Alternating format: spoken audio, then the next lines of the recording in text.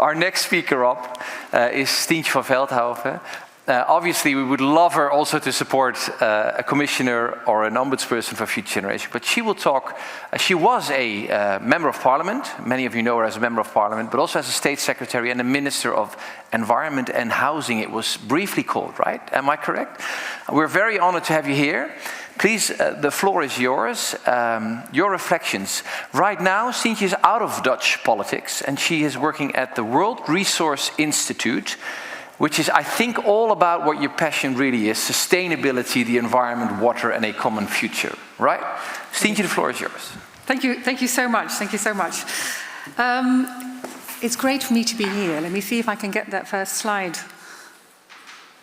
Because I don't know if many of you know, but I actually grew up here, very close by, just a bit further up the river. And so I came here as a child, enjoying this fantastic and marvelous environment. And then before moving to WRI and coming from WRI to this castle, I briefly stopped at another castle, the Binnenhof. And why did I go there? Why did I go into politics? And also, why did I go out of politics? Let me say, I didn't go out of politics because I no longer enjoyed it. Politics is a fascinating environment where you can make a real difference. But after 11 years in that political environment and seeing the big challenges ahead of us, I chose to step into a different environment, a global environment. Because all of these challenges that are facing our generation are global challenges. And if we want to solve them, we will need global solutions. And so that is why I've decided to dedicate the next few years of my life trying to, in this decade of action, this decade where it will really be a make or break for our next generations, to do it from that position. I'll talk a bit more about WRI.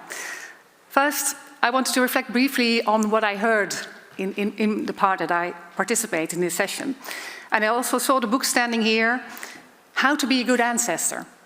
I think that's a very relevant question. And I just wanted to give you my answer. For me, how to be a good ancestor, and that is also what I've tried to do in politics, is two things. Be an optimist and try to do whatever you can.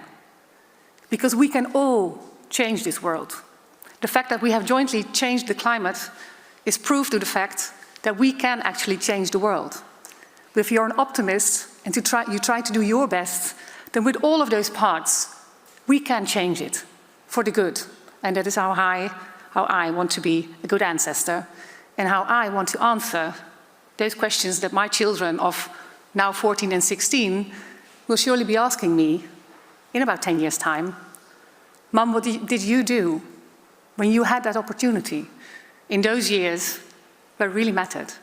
And those are these years, so it's up to us, each and one of you, and to me. I think two more reflections. Decoupling is absolutely needed to provide for all. We're going to a world with 10 billion people, and we need to get to an economic model that allows people across the world to have that good life. We cannot have an economic model that makes it impossible for part of the world to live a decent life. And also, a change in economic models is needed indeed, because now our welfare is actually negatively affected if we continue to follow the old models. Because following the old models would mean that we would still deplete the gas field, perhaps in Groningen or other gas fields around the world. Whereas that will negatively impact the climate and negatively impact our overall welfare. So there is an absolute need for change in those economic models. And indeed, we also need to bring ethics more into politics. So, WRI. The mission of WRI is to move human society to live in ways that protect the Earth environment and its capacity to provide for the needs and aspirations of current and future generations worldwide. Because we are a global research organization that turns big ideas into action at the nexus of environment, economic opportunity, and human well-being. So where do we work? We work in 7 global challenges: food, forest, water, energy, cities, climate, and the ocean. No organization can do everything. We focused on these, which are quite broad, I can tell you.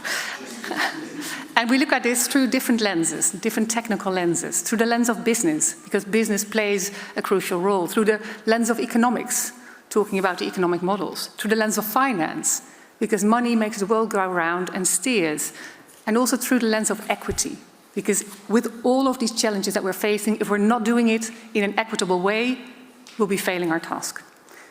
So where do we do this? We do this in global offices. I'm the current regional director for Europe, and my direct colleagues are the country director for China, the country director for Indonesia, the country director for India, my regional director colleague in Africa. We have a country director in Brazil, one in Mexico, and of course in the United States. And I'm going to show you a lot of slides about what we do. But I think if I want you to remember one thing, and that's usually the best, right? Saying at the beginning what you want people to remember, it is that there is no human right without making sure that we really ensure that they can live environmental rights. If you cannot live in a clean and safe environment, you will never be able to enjoy your human rights. So they are a prerequisite. And we need to make sure that we enforce these environmental rights for people to be able to enjoy their human rights. Human rights and the environment are intertwined. Human rights cannot be enjoyed without a safe, clean and healthy environment. And sustainable environmental governance cannot exist without the establishment of and respect for human rights. This relationship is increasingly recognized, and that's also increasingly needed. We need action. We have framework principles on human rights and the environment. On March 5th, 2018, the UN Special Rapporteur on Human Rights and the Environment, Professor John A. Knox, presented the final report of his mandate to the 37th session of the Human Rights Council in Geneva. And the 16 framework principles set out basic obligations of states under human rights laws as they relate to the enjoyment of a safe, clean, healthy and sustainable environment. And I'd like to note a couple of them in particular. Framework Principle 1.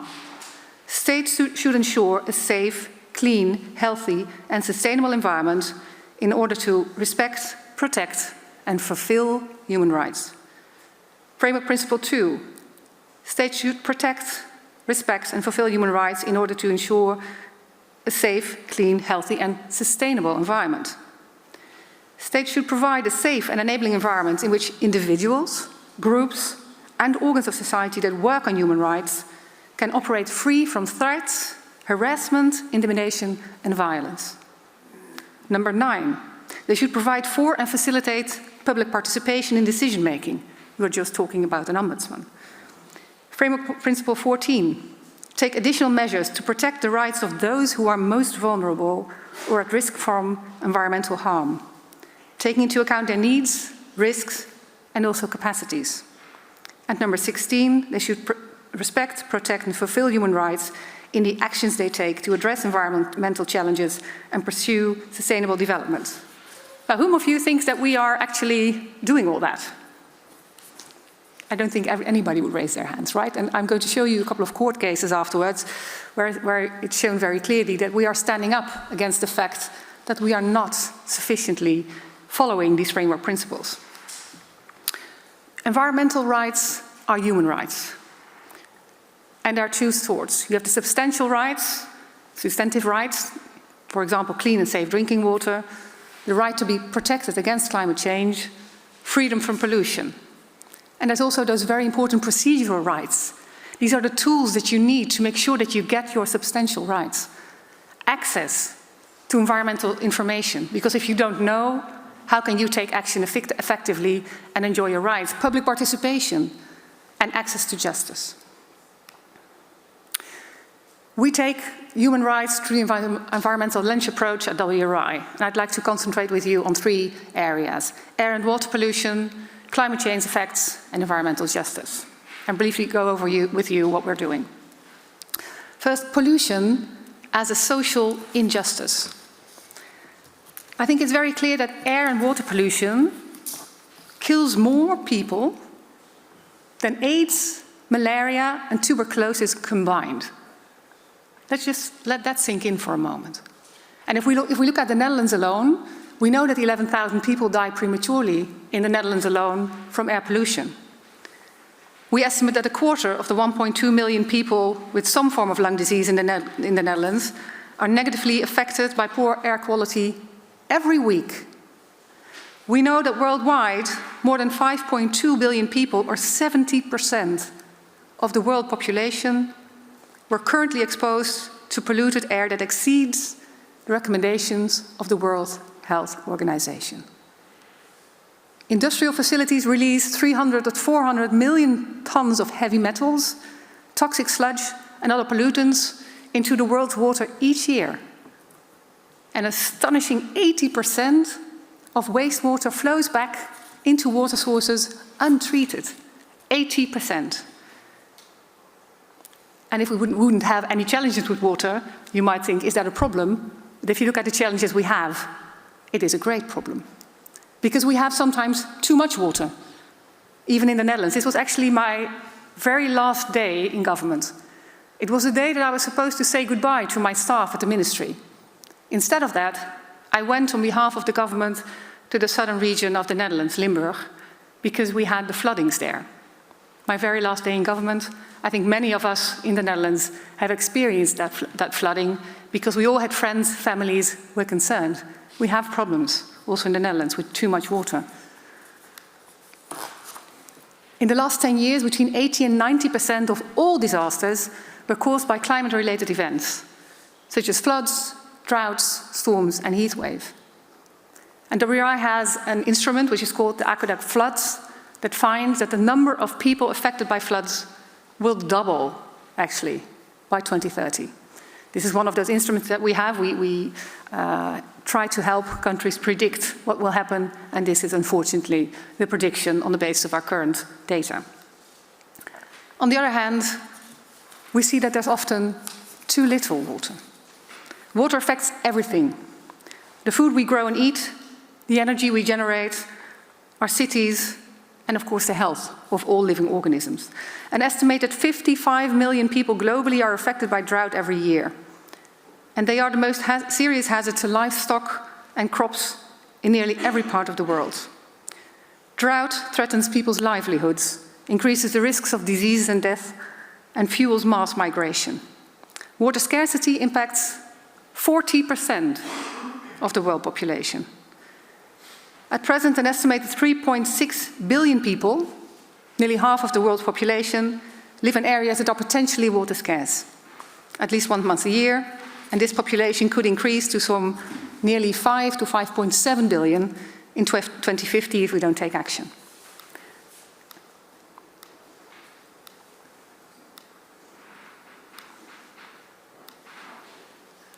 And then we have unsafe water, or water which is too polluted. Nearly 1 billion people lack even basic drinking water service, and an estimated same amount die from diseases caused by unsafe drinking water, inadequate sanitation, and poor hygiene. So this is the cost of that unsafe water. Countries around the world recognize the need for transparency, of participation and accountability in environmental decision-making.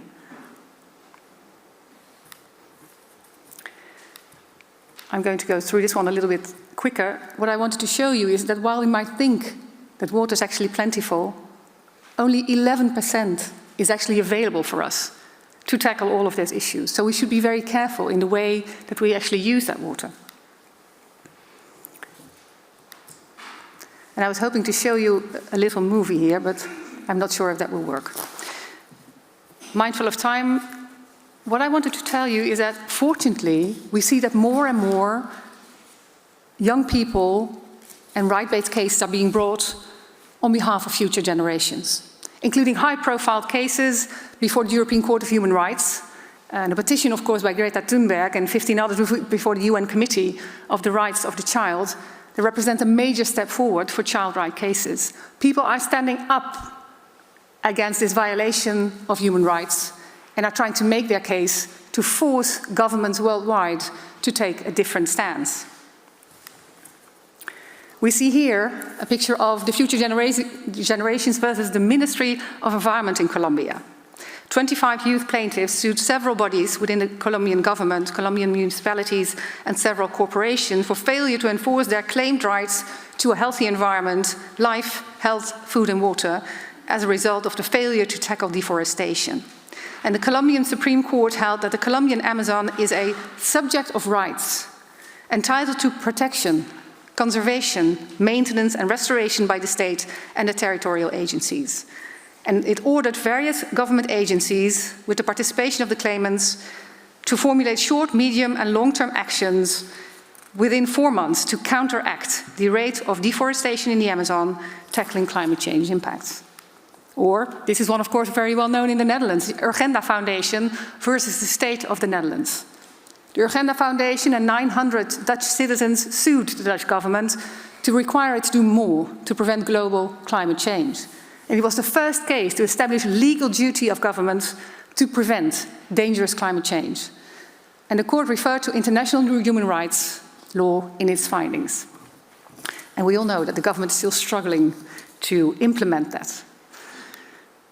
Then there is another example from Jakarta this time, a landmark pollution case in Jakarta.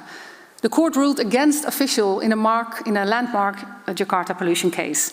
An Indonesian court, found 7 top government officials liable for the poor air quality in the country's capital. And they decided not to appeal. And then it's not just against governments that we're standing up, trying to defend our rights. There's also the Royal Dutch Shell case. The Hague District Court has ordered Royal Shell to reduce the CO2 emissions of the Shell Group by a net 45% in 2030 compared to 2019 levels through the Shell Group's corporate policy. And though this is, of course, done in the Netherlands, it could have replication worldwide. So it does matter to stand up. And WRI believes in a human rights-based approach and strengthening civil society through creating networks and movements that have impact. We use an environmental lens to tackle global challenges. We work with governments, private sector and civil societies on global challenges that affect the rights and future of human well-being. We work to empower people and to strengthen policies and institutions and governments to build an equitable, resilient, and sustainable future for all. And we serve as a focal point for environmental rights, land rights, gender and climate resilience through diverse programs. And a few examples of the programs that we are involved with are Landmark, the Access Initiative, STRIPE, the Defenders Coalition, the Open Government Partnership, Water Hygiene and Sanitation, and the Environmental Democracy Practice. And I'll briefly go into a couple of them. The Defending Land and Environmental Defenders Coalition. Too often, defenders and their lands are at mercy of large organizations. And WRI is committed to empowering them and protecting their interests by identifying and advancing preventive measures that reduce the risks of attack, violence, and stigmatization against land defenders. Because across the world, they face threats, attacks, or fatal violence for protecting their land, river, forests, and communities from large corporations. And the coalition therefore works to convene and coordinate organizations to work to prevent these kind of threats, attacks, and violence, stigmatization, or criminalization of environmental defenders. We need to stand with them and to protect those defenders. The Access Initiative, it's dedicated to ensuring citizens have the right, but also the ability to influence decisions about the natural resources that sustain their communities. You need to know, to be heard, and you need to have access to get your justice. These rights are practical means of ensuring governments consider sustainable development concerns and the disproportionate impacts on impoverished and vulnerable populations when making decisions. We build national-level coalitions, and it's the largest network in the world dedicated to ensuring that citizens have the right, but also the ability to influence decisions about the natural resources that influence their communities. Then the STRIPE projects. Strengthening the right to information for people and the environment, we use social accountability tools and strategies to give those local communities and civil society partners the tools and the capacity they need to fight water pollution. We partner with local communities and civil society organizations to advance these rights. And we do this by ensuring that everyone everywhere has a voice, but also the power and information to steer environmental decision-making. And then the open government partnership. We placed climate action and water squarely on the open government communities agenda as core priorities. And we're working directly with over 12 OGP member governments to develop commitments to more transparent, participatory and accountable climate action. And the use and assessment of new mechanisms of deliberative democracy to also really deliver that climate action. And the creation of water and open government declaration to support commitment building. And then, of course, climate governance. We are working on supporting governments and civil society to understand the political economy in which decisions are made on climate, but also to assess climate accountability mechanisms being utilized, but also which ones are effective and which ones are not. And we're also working on scaling deliberative democracy, like, for example, climate assemblies. The Escazú agreement, I think something that I'd like to mention in this case, it's a key tool to ensure a just response to climate change in Latin America and the Caribbean. And the agreement guarantees environmental rights to countries in Latin America and the Caribbean, providing special protection for environmental human rights defenders and ensure that people can take part in the decision making. Because our mission is to move human society to live in ways that protect the Earth's environment and its capacity to provide for the needs and aspirations of current and future generations. And both empowering and protecting people all across the world in actually doing so is therefore a very important part of our mission. Thank you very much. And if there are any questions, I'll be looking forward.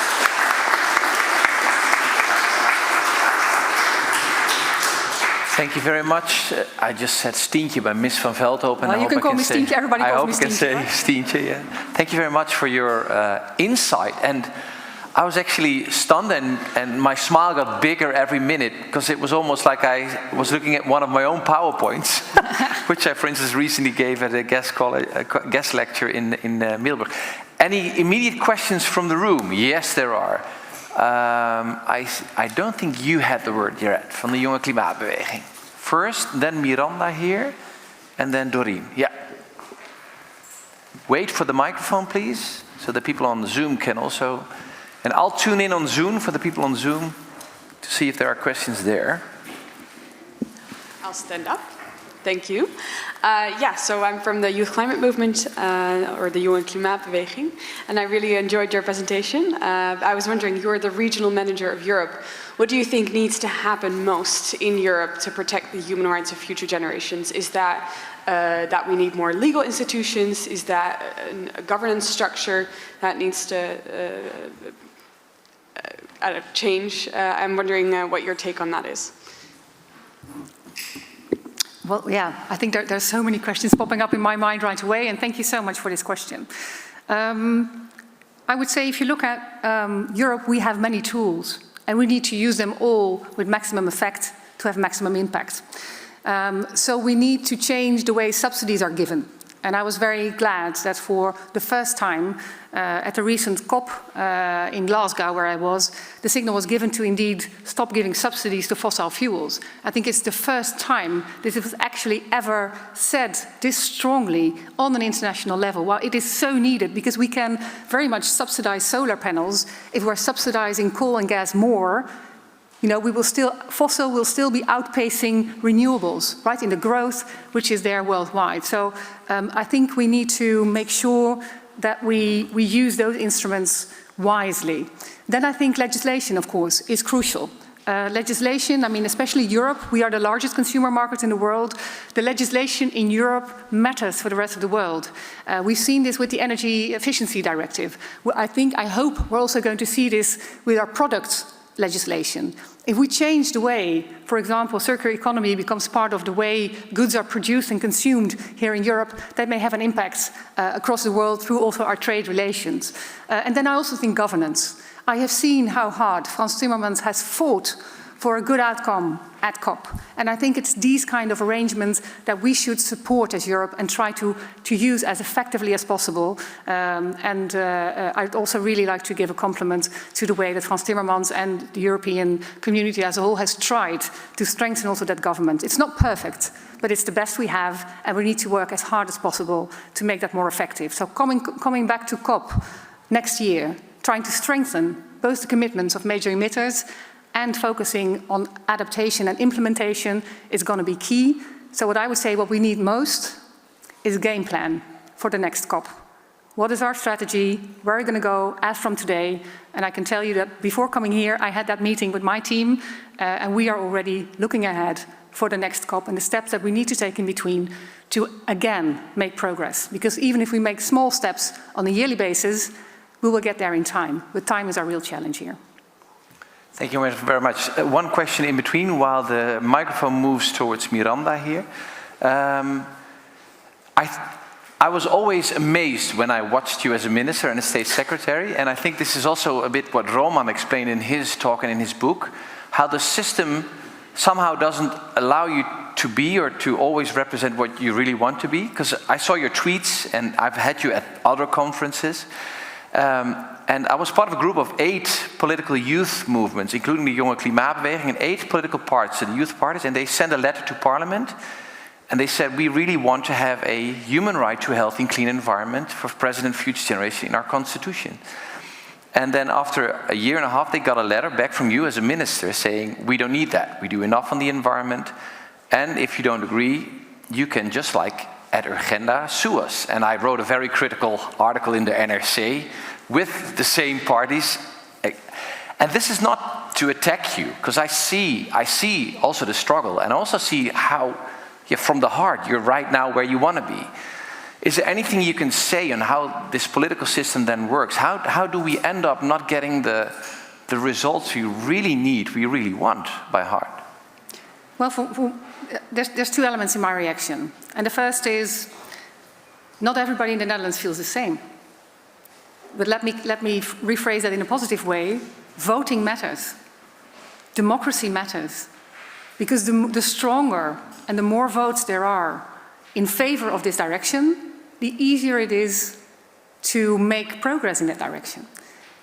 And I've seen that there has been a change, so it doesn't matter.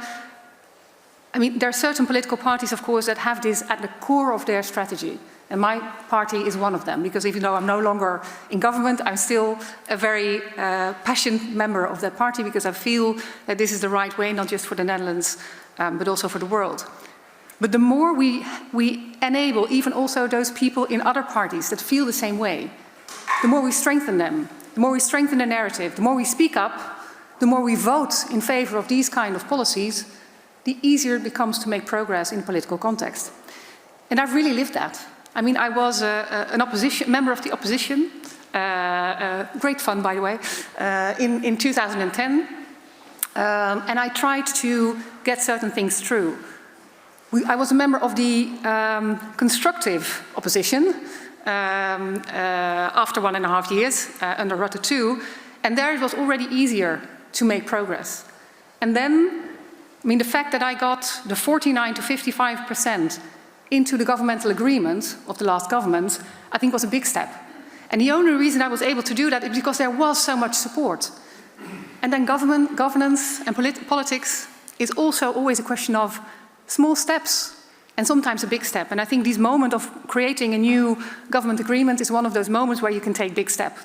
And they are crucial and they are visible. But I've been able to take so many small steps from the heart, because I try to find the room for taking those small steps. And if we all do that everywhere, then we can make big progress. It's not just about those politicians in The Hague. It's also about us as a society, what we are doing, what we are supporting, where we are giving our voice to, literally at the elections, but also in between. We influence our world and also our society and our environment together. Thank you very much. And I think the lesson that I also take from this is not getting this into the election program of the typical parties that, you know, will take this as a no-brainer, but to also get it into the system, like Roman also says, getting into the system of other people and into society. If we want to strengthen that, that is crucial, because we know, we are convinced. And we shouldn't just be convincing each other even more, we should go out there and make the group larger. And they may not take all of our points at the same time, but we need to broaden the group if we want to have more impact. Thank you for that. Miranda, is the mic... Oh, the mic is already gone. I took too long. Well, and in between, while the mic is going to the next question, let me say that the person that inspired me most to start working on this with all effort is now actually sitting in the first row. Jan Terlouw has been my example and great inspiration through all of my political life. And I think he deserves an applause for that. Definitely. And he's far too modest, so he would never ask for that. But that's why it was good to keep it short, but he really deserved it. Jan, you've been an example and an inspiration, and I think you will also be for future generations. So thank you so much for all your work. So now the next question, because otherwise he will get Super, thank you very much. Yeah. Mrs. van Veldhoven, I have a kind question for you, which is maybe a little bit challenging. Anytime. What I see in your second slide, I guess, are technical lenses that are focused on business, finance, and the economy. Why aren't you changing your lenses to future generations? I work in the lab for future generations, and what we hold in the air is the perspective of their well-being, and not the lens of economy or endless GDP. No, it's a very good question. This is basically, I think, the lenses which correspond to the current drivers in the current worldwide governance. So what are the actors that can drive So change in a good way or in a bad way? How come that you keep on driving that way? I challenge you and I dare you to change that directory. Well, it's a good moment to challenge that, because we are actually starting on our new 5-year strategy, right? Whereby we're going to see if what we are doing is still the right way to do it.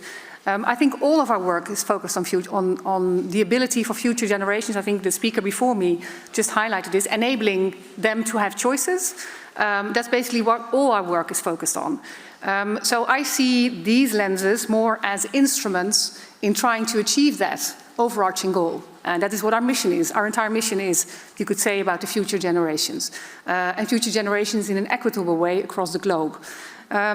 One of the things that we are also looking at is the System Change Lab.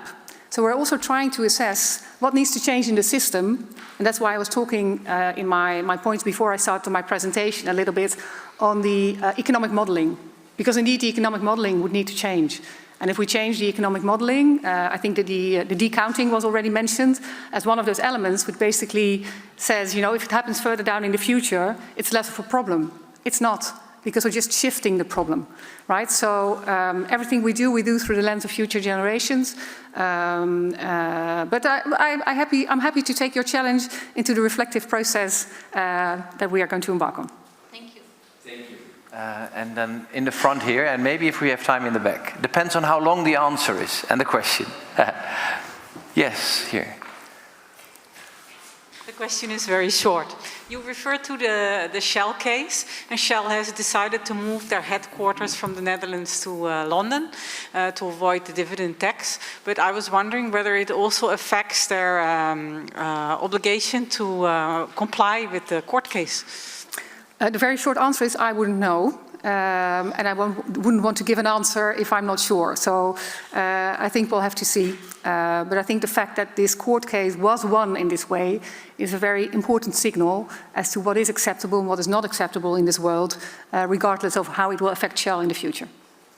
Yes, but I hope that the companies cannot avoid having to comply with them by changing just their moving. location. No, fully understand. But like I said, I wouldn't have the legal expertise to right here answer that question correctly. And I would doubt if it would be that easy, because they were settled here when that court case was, when that verdict was mentioned. But like I said, I don't want to answer something that I don't know. You also have to recognize if you don't have the knowledge. So I do here. Well, the microphone moves into the back. I'll answer that question. I was asked by Reuters the same question, and I answered that's not possible. You can't flee a country and thereby avoiding a verdict. Although it's been tried once and successfully done by Chevron when they had to pay up in Ecuador. And they just said, we take everything out. And they've just been fighting that so they can delay it. But Shell actually said, this is not our reason to flee, we won't do this, we will maintain the appeal. Friends of the Earth have also replied in that way, so I don't think they're fleeing from the case. This is another reason why they left the country. Last question, yes? What's the role of indigenous communities for the work of WRI? I'm actually delighted to see a very strong focus on a human rights-based approach. It doesn't seem to be reflected on your website, by the way. A strong focus on equity only, which is just one element, I believe, of the human rights-based approach. But back to the indigenous communities, what role do they play in reality? Oh, thank you so much for allowing me to highlight that a little bit more. We work very much through indigenous communities in many of those instruments that I mentioned. And to give you a very concrete example, for example, we have Global Forest Watch. Global Forest Watch tracks deforestation worldwide.